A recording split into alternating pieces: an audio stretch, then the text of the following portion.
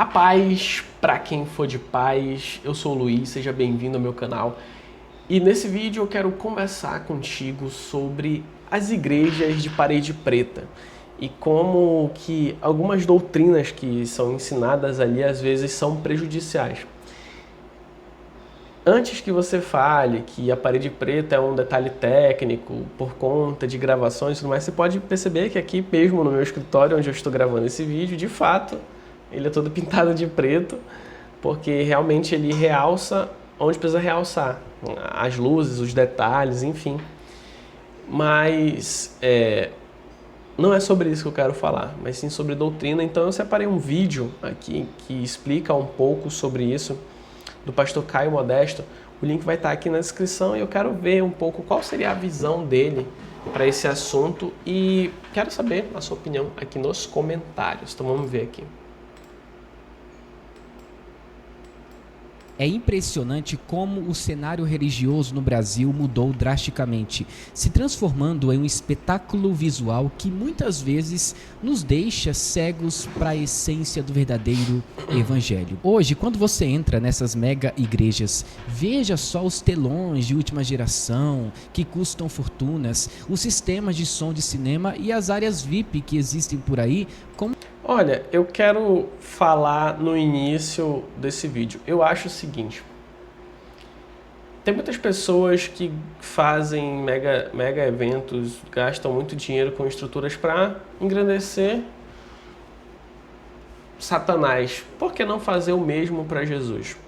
E eu entendo que às vezes existe uma linha tênue, né? Uma linha bem fininha, onde você não sabe o que é marketing, o que é fé, o que é excelência.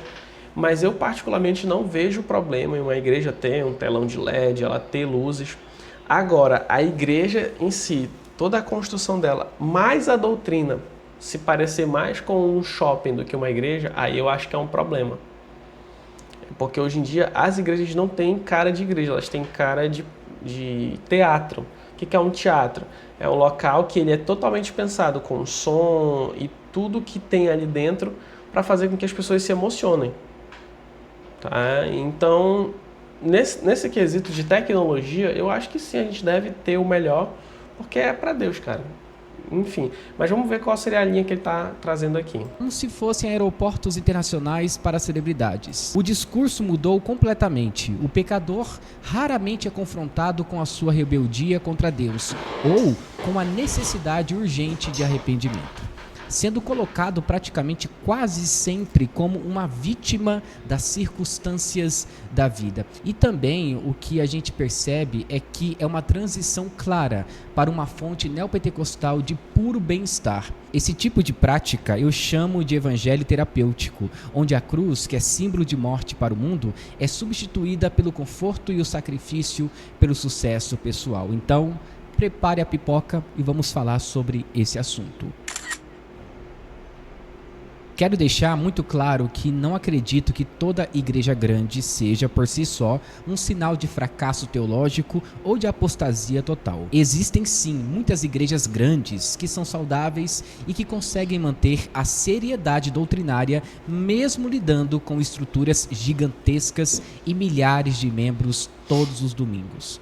O meu ponto aqui não é demonizar a parede preta, o jogo de luzes ou o café gourmet, ou o investimento de tecnologia, longe disso, porque eu entendo que essas são ferramentas de comunicação da nossa era. O meu objetivo é mostrar para vocês o perigo das pessoas buscarem esses locais apenas por entretenimento, como se a igreja fosse um clube social ou uma extensão da sua vida de lazer, onde o objetivo principal é apenas se sentir bem e...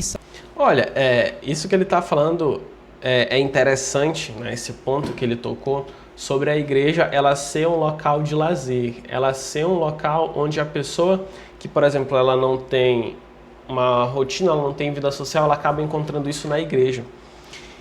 E olha que a gente deve olhar a igreja, né, na sua essência como o corpo de Cristo, como ela é, mas também a igreja ela tem um papel social muito grande, que ela integra as comunidades, ela integra pessoas. Então, sim, existe pessoas que vão para a igreja por conta disso, porque não querem se sentir sozinhas, porque querem fazer parte de algo maior. E na medida que elas vão atrás disso para fazer parte desse algo maior, elas podem encontrar Jesus, elas podem encontrar a salvação. Mas realmente tem igrejas onde ela não tem programação, ela não tem uma vida de igreja, de comunhão. E as pessoas só encontram nos eventos, nos mega eventos que existem e tudo é pago. E às vezes é algo que realmente exclui as pessoas que ou não têm condição, ou são mais tímidas, ou então pessoas ali que não sabem fazer o famoso, hoje em dia chamado network.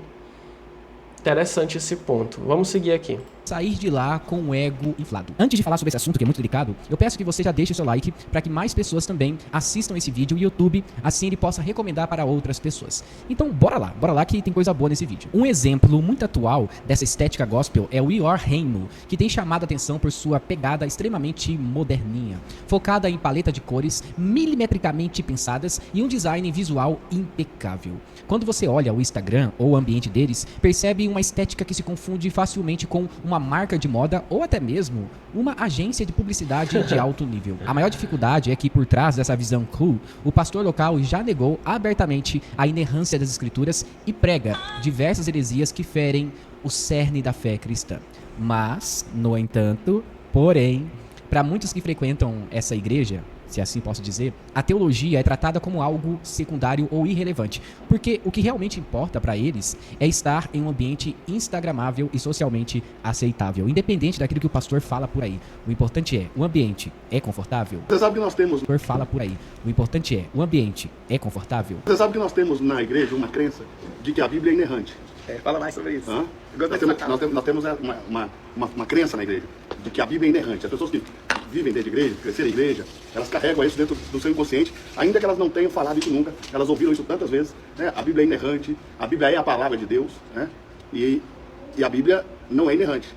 Tem erros na Bíblia, entendeu? O livro, e a Bíblia é a um livro, palavra inspirada por Deus, mas foi liberada por homens. A Bíblia não é um livro sobre Deus, mas é um livro sobre você na Terra. Em busca por uma vibe ou um pertencimento visual, eles acabam criando um evangelho de aparência, onde o visual moderno importa muito mais do que o peso da glória e também do evangelho de Cristo. E parece que o temor se torna secundário diante das escrituras. E parece que o foco principal é atrair jovens através de filtros e luzes. Mas o que é entregue no púlpito é apenas um estilo de vida secular, batizado com alguns termos bíblicos soltos. Então não tem uma profundidade bíblica. Quando a autoridade da Bíblia é deixada de lado para não ofender o intelecto moderno, a igreja deixa de ser o corpo de Cristo e vira apenas um centro cultural de autoajuda. É perigoso demais colocar o design acima da doutrina, porque uma igreja sem o fundamento da palavra inerrante das escrituras é como uma casa luxuosa construída sobre a areia movediça. Atualmente eu vejo igrejas como, por exemplo, a Lagoinha, seja em polos como Orlando ou em Alphaville, com símbolos máximos desse modelo business do evangelho, que me preocupa e às vezes a gente tem que refletir sobre isso. Por exemplo, o investimento de milhões de reais para alugar estádios de futebol e produzir eventos que parecem premiações do Oscar, mas mostra uma face da fé que foca em muitas vezes na visibilidade midiática do que no discipulado bíblico. Isso é algo que me incomoda bastante, tá? Não só nas mega igrejas, mas no mundo cristão em si. Eu tenho pessoas a qual eu me inspiro, né, no mundo gospel falando, cantores, pregadores. Só que é impressionante como a maioria de nós esquece que essas pessoas são pessoas como eu e você. Elas erram, elas pecam, elas fazem, né, os seus dejetos, como os nossos familiares mais antigos gostam de falar. Só que às vezes a gente coloca essas pessoas num pedestal. É como se não, eles são mais ungidos do que eu, eles têm uma capacidade melhor do que a minha. E a gente acaba muitas das vezes idolatrando essas pessoas, mesmo de forma inconsciente. A gente acha que eles são melhores do que a gente, né? E essa cultura que ela foi sendo gerada no meio cristão, onde os cantores, pastores e pessoas que são desse meio são tratados como celebridades, isso muito me incomoda. E isso também mostra um reflexo de um cristianismo que é frágil, que precisa de fundamentos, tá? Porque eu não posso ficar tratando um pastor, um cantor como uma celebridade, porque são nossos irmãos em Cristo, né? Ou Muitos deveriam deles ser. parecem ter trocado a exposição bíblica por manuais de gestão e coaching, focando em um narcisismo religioso onde Deus existe apenas como um facilitador para satisfazer os desejos e as ambições dos seus membros. Ou melhor, dos seus clientes, porque neste caso, essas igrejas se tornaram clubes. E essa mentalidade de clube transforma o membro em um consumidor que precisa ser mimado e entretido para continuar sendo um bom pagador e manter a sua carteirinha em dia. O resultado disso é um evangelho doce, sem peso na consciência, sem confronto com a natureza pecaminosa e extremamente fácil de ser aceito por qualquer pessoa que não deseje uma mudança real de vida. E eu lembro sempre o que o Spurgeon disse, o príncipe dos pregadores. Ele afirmou o seguinte: não somos o caramelo da terra, somos o sal da terra, ou seja, algo que o mundo iria rejeitar e não aceitar de bom grado. Se você quer seguir esse evangelho adocicado, um pouco mais fácil de lidar, frequente uma igreja neopentecostal. Se a nossa mensagem não incomoda o pecador, ela provavelmente não é a mensagem da cruz. E tem outra coisa importante, que é o seguinte: o pragmatismo virou a regra de ouro no meio evangélico moderno. Se funciona para lotar os bancos, se atrai gente influente e se traz engajamento nas redes sociais, então muitos dizem apressadamente que é de Deus. Olha, tá dando certo. Time que tá ganhando não se mexe. Isso é muito louco, né? Porque hoje em dia tem gente que vai para uma igreja porque ela é cool. Cool em inglês é legal. Porque ela é instagramável, porque tem um hype, porque tem um painel ali para você bater foto. E, novamente, eu afirmo, eu não tenho nada contra a estrutura. Ele falou sobre isso, eu pensei que ele não ia tocar nesse ponto. Porque na minha concepção ele ia falar sobre a estrutura e achar que isso é errado. Na minha visão, não, tem que ter mesmo. Mas quando isso se transforma em uma pedra de tropeço, em uma motivação errada, eu realmente acho que não faz sentido. Entretanto, nem sempre isso é bom, porque existem métodos seculares de marketing e psicologia comportamental que são usados para criar uma falsa sensação de boa vizinhança e aceitação. Mas, infelizmente, isso cai por terra quando as pessoas realmente descobrem que a vida não é essas mil maravilhas ou um mar de rosas. Aí, elas descobrem realmente o que é o evangelho. O mais triste, para mim, é observar pastores de linha reformada que dizem pregar sã doutrina, participando ativamente de eventos puramente neopentecostais como Descend ou Vira Brasil. Esses movimentos, na sua essência, promovem doutrinas que são completamente contrárias à fé cristã, como o misticismo do pó de ouro ou a teologia da prosperidade e a confissão positiva. E eu garanto pra você, muitos de nós nessa sala aqui, você deixou de receber nas 7 noites, ou você nem veio para 7 noites, porque você já teve encontro demais com Deus. Porque Deus já fez demais. Na hora que alguém sobe por lá, seu coração tá tão duro, por aquilo que os seus olhos viram, que você não consegue nem acreditar que Deus vai fazer de novo. Ah, beleza, mais um culto. Faz sentido o que eu tô falando? Faz mesmo? E eu começo a me dar consciência, sabe por que ter cinza é feita pra abafar o fogo? E Deus ele quer fazer um negócio com você hoje. Ele quer que você pegue essas experiências antigas e que você consiga dar um grande tchau pra elas. Foram legais, mas você começa a olhar pro outro lado. Vocês estão comigo? Deus ele realmente quer que você olhe pra aquilo ali e fala assim, ó, não, legal, beleza, agora vamos pra mais. E eu me peguei hoje falando com a minha esposa, essa mulher linda que tá aqui, a Bruna. A gente tava vendo no caminho e Deus começou a me trazer à memória alguns encontros que aconteceram. E a gente começou a falar da vez que a gente tava na farm, e tem vídeo disso, de que tinha tanto pó de ouro no salão, que na hora que a galera gravava, parecia carnaval com purpurina no ar. Que tem testemunho de gente varrendo pó de ouro e colocando na pá, pra limpar.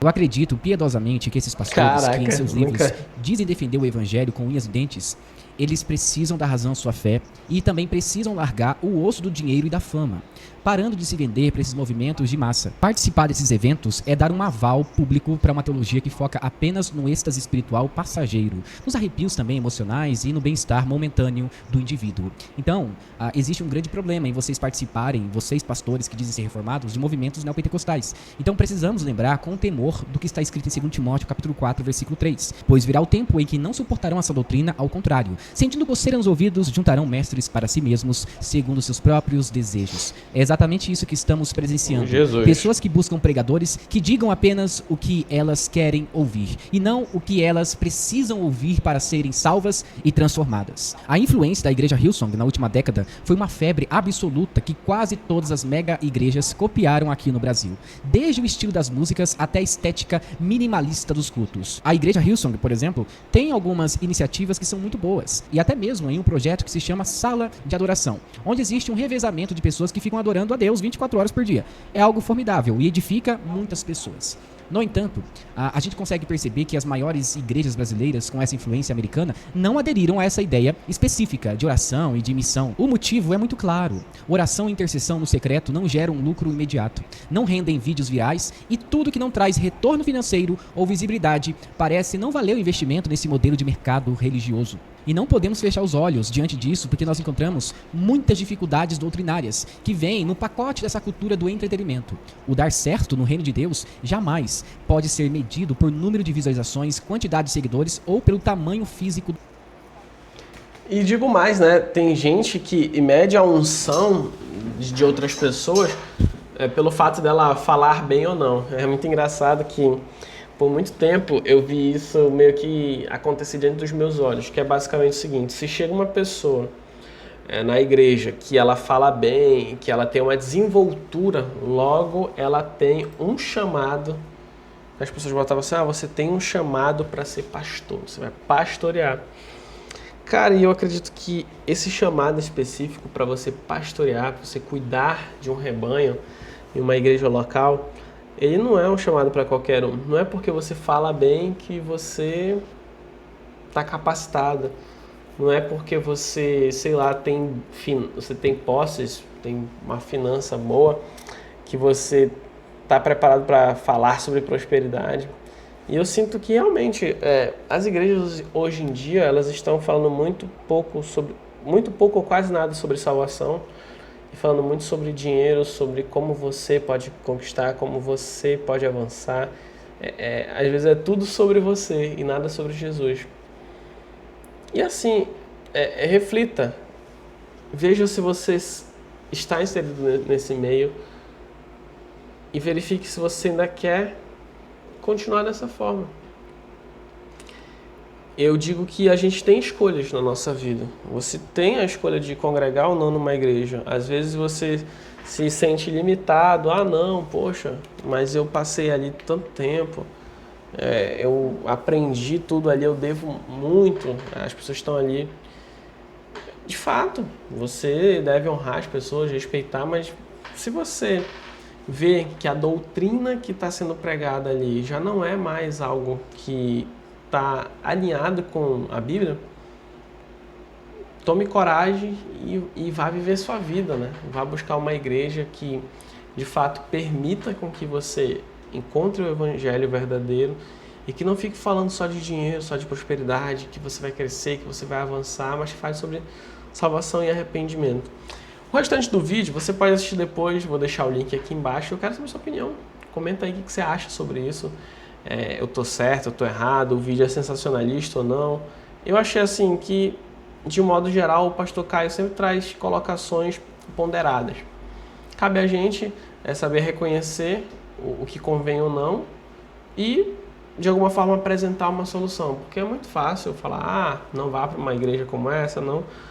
Mas, não te apresentar nenhuma solução. Então, eu te aconselho a procurar igrejas mais tradicionais, como presbiteriana, batista, se você for pentecostal, uma assembleia, né, algo mais tradicional.